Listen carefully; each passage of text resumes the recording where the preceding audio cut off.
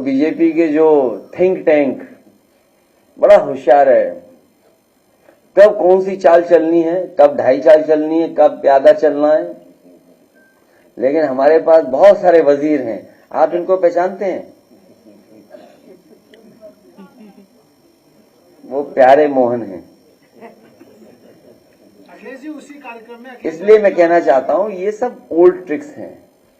जब समाजवादी पार्टी अपना पीडीए परिवार बढ़ाने में जुट गई तो इस लड़ाई को कैसे कमजोर किया जाए, कैसे ध्यान हटाया जाए, कैसे डिस्ट्रैक्ट किया जाए, उसका वो रास्ता अपना रहे हैं।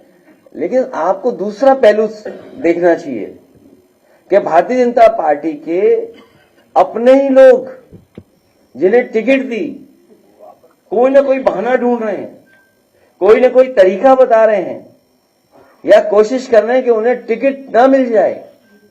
तो इससे ज्यादा कमजोर भारतीय जनता पार्टी कब रही होगी जब उनके ही लोग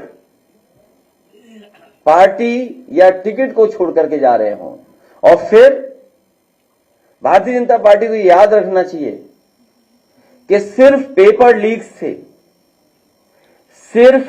लीक से ही भाजपा के लगभग 2.25 लाख वोट लीक हो चुके हैं। इसकी भरपाई कहां से होगी? कितने वोट लीक कर गए उनके? 2.25 लाख। और भारतीय जनता पार्टी को कम से कम जनता का यह जवाब देना चाहिए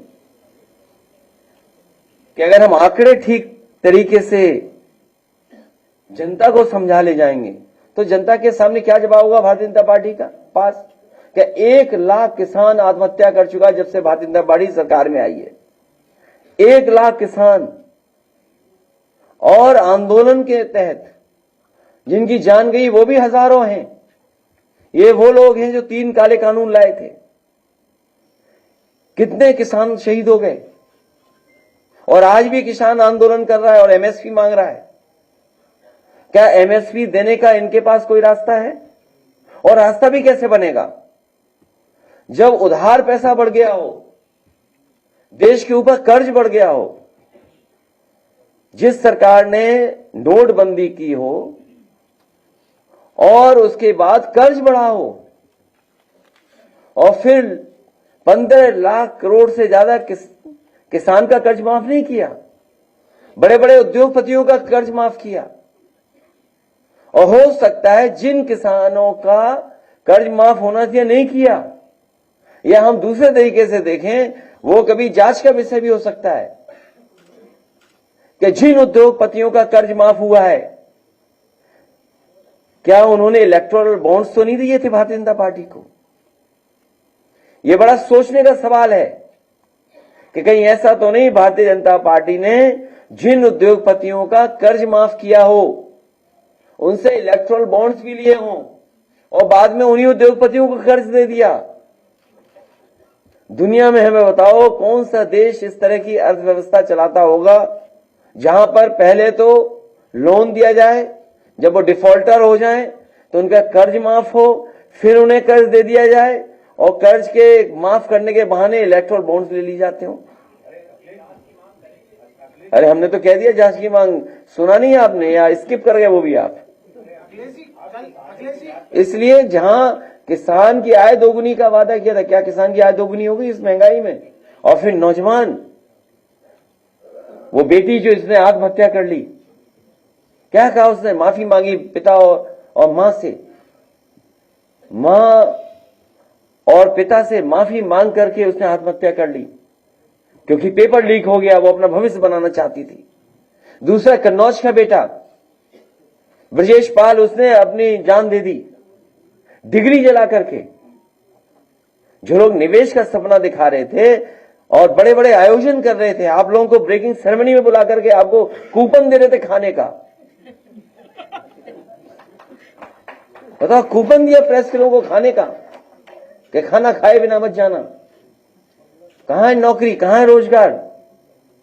और बताओ कितने नौजवानों की जान जा रही है, आत्महत्या कर रहे हैं। तो इसका सवाल का जवाब है कि सरकार के पास कोई? इसीलिए भारतीय जनता पार्टी के लोग घबराए हुए हैं, ये जनता को फेस नहीं करना चाहते हैं। आय दोगुनी हुई नहीं, नौकरी मिली नहीं, और फिर नौजवान कहां खड़ा है? इजराइल जाने के लिए वॉर जोन में। पता नहीं भर्ती और ज्यादा न खोल दें कि जिसको आना है आइए। शुरू में तो पत्रकार साथी भी गए थे कवर करने, जब वह मामला खराब हुआ ज्यादा तो पत्रकार साथी सब वापिस आ गए भारत।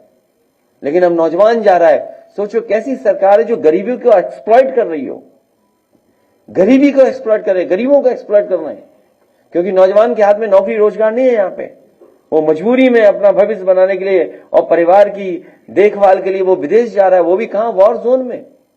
रशिया भेज दिया, वहां लड़ रहे हैं बेचारे यूक्रेन में। तो ये सब सवाल हैं जिनका जवाब भारतीय जनता पार्टी के पास नहीं है। और डबल इंजन की सरकार को, या डबल इंजन की सरकार जो कहती है हम न जाने कितना मुनाफा और लोगों को लाभ पहुंचा रहे हैं, अभी किसान चाहे बुंदेलखंड हो या उत्तर प्रदेश के दूसरे हिस्से का, क्या उसकी डबल मदद हो रही सरकार से? कम से कम अब तो सरकार सोचे और डबल मदद करे उनकी। जो नुकसान हुआ है ओलावृष्टि और बारिश से और आंधी तूफान से, जो डबल इंजन की सरकार है, क्या किसानों की डबल मदद करेगी? दिल्ली और लखनऊ मिलकर के जो नुकसान हुआ है क्या भरपाई करेगी सरकार? कल कार्यक्रम मोहन यादव का था, नारे लग रहे थे अखिलेश यादव जिंदाबाद, दुहाई देने लगे कि यूपी में ससुराल है हमारी, कुछ वक्त दो। प्यारे मोहन, अखिलेश यादव जिंदाबाद। आप बेरोजगारों की बात कर रहे हैं, जवानों की बात कर रहे हैं, अग्निवीर की बात कर रहे हैं, पेपर लीक की बात कर रहे हैं, और ये सब सवाल के बाद सरकार के करते हुए सरकार धर्म को आगे करती है, और धर्म को आगे करने के बाद इन सब मुद्दों को जो है भटका देती है। इससे आप कैसे काउंटर करेंगे? आप जो इन सवालों का जवाब आज नहीं दे रहा है, उससे बड़ा कोई अधर्मी नहीं हो सकता।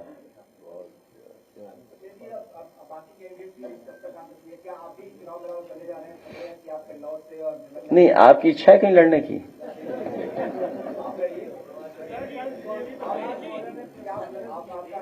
बहुत जल्दी तय हो जाएगा सब। अब बीजेपी की सूची देखिए आप, क्या सूची है वो, जो सब हारने वाले हैं।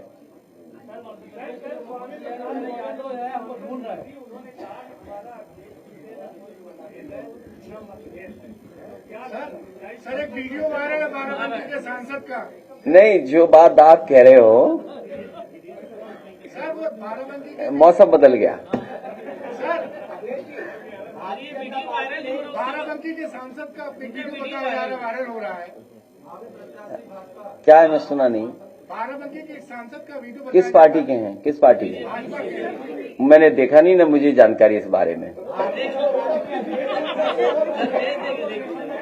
नहीं, मेरी जानकारी में नहीं है कुछ। नहीं, मेरी जानकारी में नहीं है सब बात। अजय मिश्रा नहीं, सर अजय मिश्रा टेनी को दोबारा टिकट दिया गया है किसानों के। तो आप बीजेपी से क्या उम्मीद करोगे भाई? बीजेपी क्या कहती, किसानों की आय दोगुनी होगी। क्या इस महंगाई में आय दोगुनी हो गई? 1 लाख किसान ने आत्महत्या की है अभी तक, जब से भारतीय जनता पार्टी की सरकार आई है।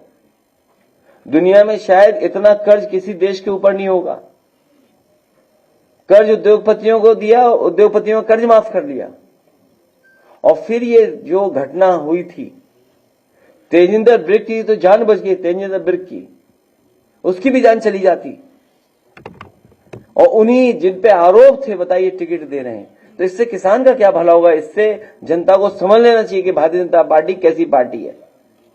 अब पार्टी विद डिफरेंस यही है कि जो चाहो सो करो, और हम तो आपके साथ हैं। सर जो आप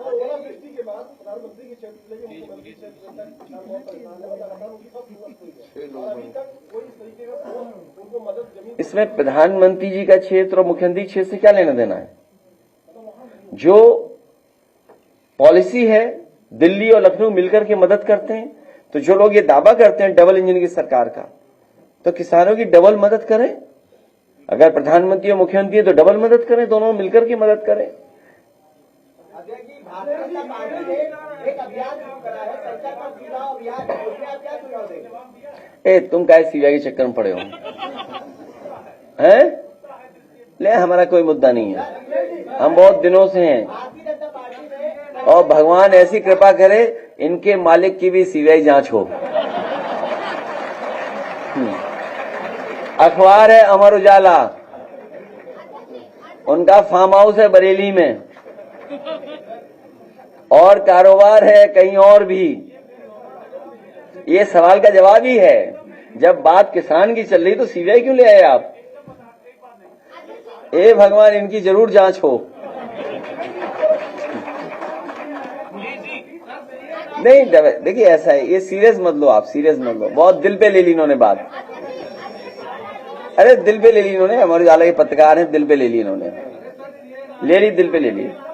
अच्छा मैं बात कर दूं ना?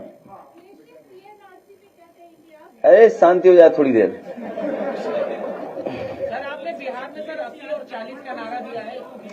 देखिए हमारे पत्रकार साथी वैसे सीरियस हो गए। सीबीआई एजेंसी है, अगर सीबीआई कोई चीज पूछेगी तो हम जवाब देंगे, उसमें क्या है। अच्छा कोई भी एजेंसी उसका सहयोग करेंगे। नंबर एक, यहां जितने लोग बैठे हैं और हमारे सबसे बुजुर्ग नेता ये बेरिया जी होंगे। आपके यहां थाने में किसकी चल रही है? बीजेपी की विधायक की चल रही है कि नहीं चल रही? देखिए आप, जब थाना कब्जा कर रखा है बीजेपी के लोगों ने, सबसे छोटी यूनिट जहां पर न्याय मिलता है लोगों को, तो ये सीबीआई तो बड़ी एजेंसी है, इस पे कब्जा क्यों नहीं करेंगे? तो ये आप बुरा मत मानो, कभी आपकी भी जांच होगी तो वो अलग बात है। और महीने का कितना ऐड मिलता है ये तो बता दो। अरे भाई हमसे पूछ लिया सीबीआई, हम सीबीआई के लिए तैयार है। अच्छा आप अपना बताओ, महीने का ऐड कितना मिलता है?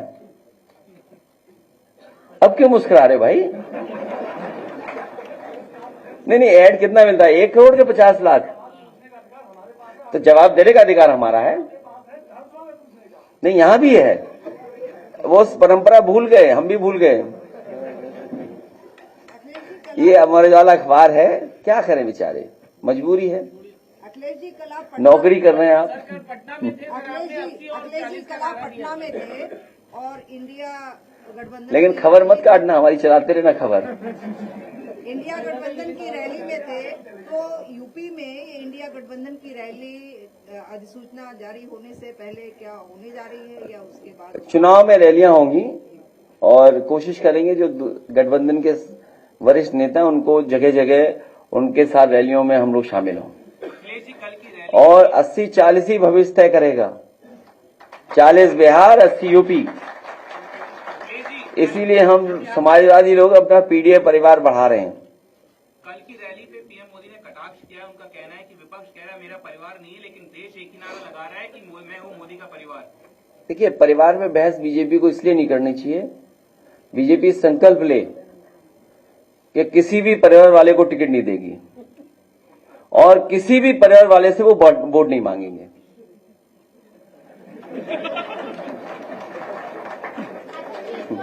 शिक्षक अभ्यर्थी प्रदर्शन कर रहे हैं, ओम प्रकाश राजभर ने कहा ये समाजवादी पार्टी टोपी लगवा करके करवा रही है। क्या चीज? जो 68 शिक्षक अभ्यर्थी प्रदर्शन कर रहे हैं, उनको ये राजभर ने कहा है कि लाल टोपी लगा कर ही प्रदर्शन। बीजेपी रहेगी तो नौकरी भी खत्म हो जाएगी, आरक्षण भी खत्म हो जाएगा। इसलिए कई मौकों पर कहा कि ये समुद्र मंथन की तरह संविधान मंथन का समय है। एक तरफ वो लोग हैं जो संविधान के रक्षक हैं और दूसरी तरफ वो लोग हैं जो संविधान के भक्षक हैं। जो अधिकार हैं वो छीने जा रहे हैं। इसमें सवाल किसी दल का नहीं है, उन बच्चों का है जो कई दिनों से, कई साल से वो न्याय मांग रहे हैं सरकार से। हम उन बच्चों को भरोसा दिलाते हैं जब कभी भी समाजवादियों को जनता ताकत देगी उनको न्याय देंगे और जो हक और सम्मान उन्हें मिलना चाहिए संविधान के तहत, उसके लिए लड़ाई समाजवादी पार्टी लड़ेगी। बताइए सर,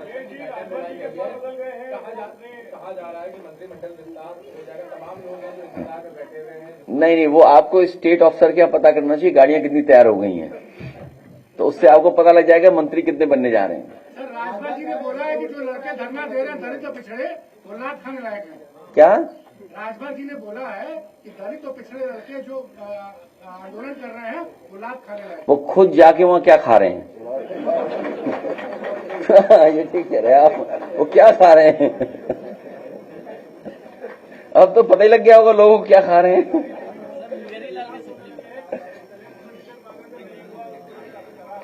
चलिए, मैं प्रेस के साथियों का धन्यवाद देता हूं, लेकिन प्रेस के साथियों जो लखनऊ वालों से भी तो पूछा करो ये सब सवाल, केवल हमसे ही पूछते हो, वहां नहीं जाते सरकार में पूछने, सवाल नहीं होते।